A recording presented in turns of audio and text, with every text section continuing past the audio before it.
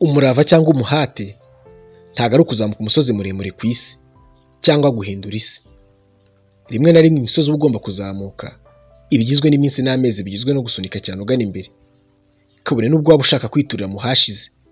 Rimwe na rimwe guhindura isi bivuze guhindura isi yawe. Guhaye ikaze muri Hano ya none ku Inzoovutv, aho tugiye kubagezaho uburyo bwo kubaho no gutsinda intimba y'umutima nyuma yo gutandukana n'uwo mwakundanaga. Njye ukomeje kumva ni Max Sparrow.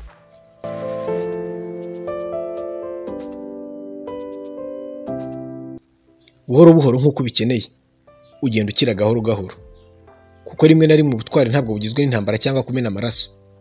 Rimwe na rimwe ubutwari ntibukorwa ku rugamba.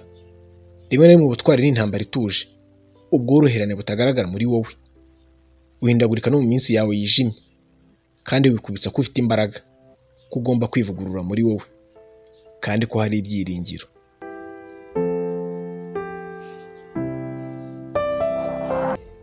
Nta kundi byagenda. Iherezo ry'umubano w'abakundana ni ribi cyane, riragora, rinatera amarangamutima, rirahangayitsa cyane. Nibyo koko biba bibabaje iyo uri hagati yo kurira cyane, guhangayika hamwe n'inyandiko zidashira zawe na bagenzi bawe bagerageza kumva ibyabaye. Bibaho kumva bidashoboka kurokoka gutandukana n'uwo mumaranye igihe mu munyenga w'urukundo.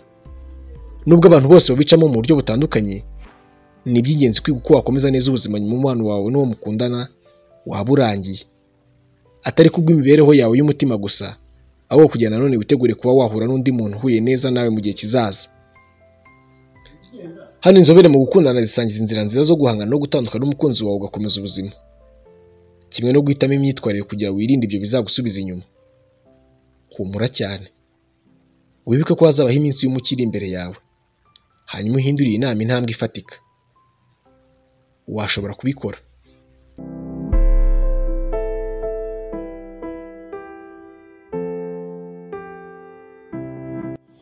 Inama ya mbere: emera kurira no kubabara. Kimwe n'urupfu rw'umukunzi wawe, iherezo ry'umubano w'abakundana risaba icyunamo.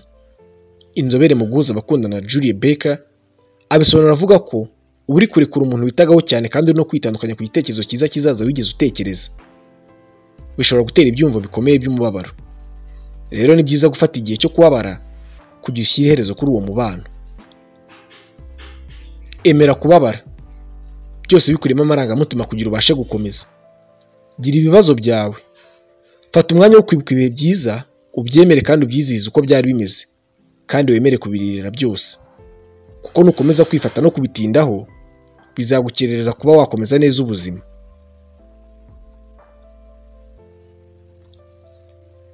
Inama ya kabiri: irinde gukina umukino wo gushinjanya. Ibuka, habaho abantu babiri mu rukundo, ibitekerezo bibiri, amashyaka abiri yakoze amakosa, abantu babiri batahuje neza bihagije kugira umubano wabo urambe. Kugerageza uko ariko kose kuba wakwishinja cyangwa ugashinja uwahoze ari umukunzi wawe ntabwo ari inzira nzima zo kuba wahangana no gutandukana.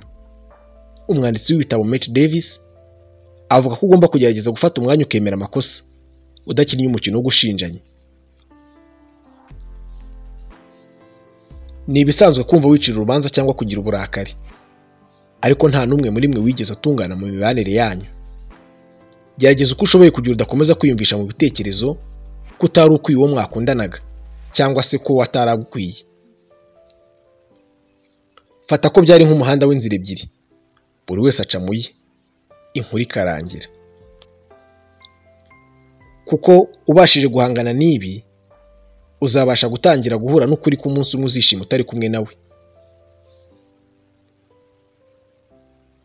Inama ya gatatu: hindura gahunda zawe n'aho wabaga. Ibi ntibisobanura gupakira ibintu byose utunze no kwimuka ukava mu gihugu, kandi bitandukanye n'ibyo abantu benshi bakunze gukora. Ibuka ko kwitandukanya burundu n'uwo mwakundanaga ntibizakiza intimba yawe y'umutima, ahubwo guhindura ibintu bike byoroshye ariko bigira ingaruka nziza mu bikorwa byawe no mu byo wirirwamo bishobora gutanga icyerekezo gishya. Tangira gahoro gahoro. Urugero, ntukajye ukunda kujya ahantu mwakundaga gusohokana cyangwa ahantu mwakundaga gukorera siporo muri kumwe. Nuzaba ukunda no kuba wajya ahantu kamusanga, ujye ukunda kwigendera ahandi kuko bizatuma utangira icyerekezo gishyashya. Inama ya 4, ntukagume ku mbuga nkoranyambaga cyane. Ntushobora gukomeza neza mu gihe ukurikirana buri post y'uwahoze ari umukunzi wawe kuri Facebook. Ntushobora kandi kureba inkuru zabo kuri Instagram ngo ntihumve akantu ku mutima wawe. Davis avuga ko itegeko rimwe ry'ibanze ryo gutandukana ntibikugireho ingaruka nyinshi ari uguhagarika kujya ku mbuga nkoranyambaga zawe zose igihe gito. Nubwo ari ibintu bizaba bigoye cyane uzakora, aratanga inama yo gusiba nimero yabo, ugasiba nimero y'uwo mwakundanaga burundu. Ibi bizagufasha kuba utazigera uhatizwa n'amarangamutima yawe kuba wamuhamagara cyangwa ngo umuhereze ubutumwa bugufi. Intera nyinshi ushobora gukora hagati yawe n'uwahoze ari umukunzi wawe niko uzihuta mu nzira yawe yo gukira. Gukomeza kumugeraho biganisha gusa kubabaza no kwitiranya amarangamutima. Inama ya 5, shaka ibyo uhugiraho. Nk'uko bakunze kubivuga, kwigunga cyane biganisha ku mitekerereze itandukanye. Rero gushaka ibintu uhugiramo byagufasha cyane gukomeza ubuzima nyuma yo gutandukana n'uwo mwakundanaga. Inama ya 6, fata umwanya wige ku isomo wakuyemo. Umubano wose ushobora kukwigisha ikintu. Niba uwuhagaritse, Break agira inama avuga ko bimwe mu bikorwa byo gukira nyuma yo gutandukana ari ugukunda kwikunda no kwigirira impuhwe, hamwe no kureba neza mu gihe wasangiye n'uyu muntu ni ibihe bintu byaba byaranyigishije, ni irihe somo naba narakuyemo, ni gute naba umuntu mwiza ubutaha.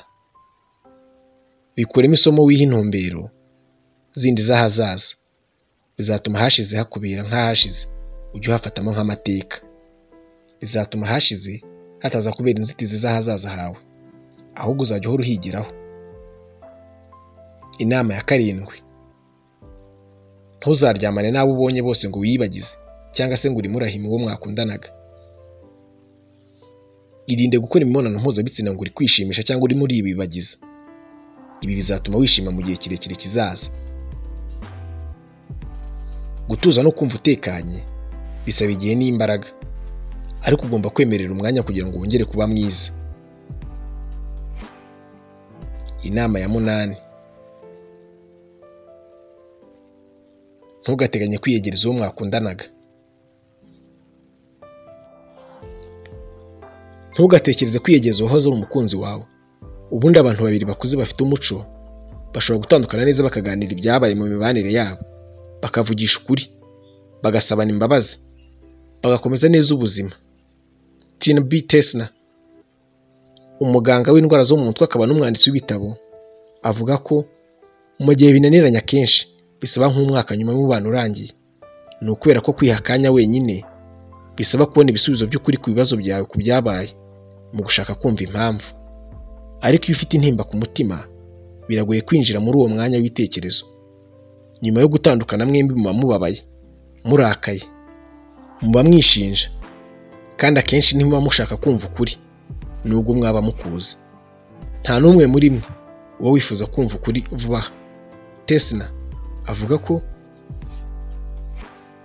kwifuza kuvugana n'uwahoze ari umukunzi wawe ni ugusaba ububabare. Inama ya 9 ari nayo ya nyuma, shaka abagufasha. Kuba uri ingaragu ntibisobanura kuri wenyine. Mu by'ukuri iki aba ari cyo gihe cyiza cyo kwegera inshuti zawe magara ndetse n'abagushyigikiye mu muryango wawe.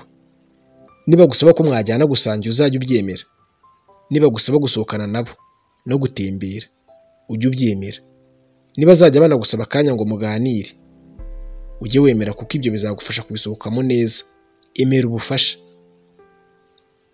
emerera n'abagufasha bose, kuko ubufasha aho buzaturuka ntuzahamenya. Bazava mu mpande zitandukanye no ku bantu batunguranye.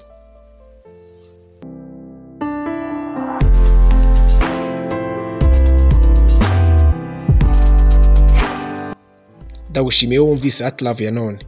Nkurekeye @love y'ubutaha, aho tuzabwira uko wakwitwara mu rukundo rukaramba. Twabanye ni Max Sparrow. Kwibutsa gukora subscribe aho munsi.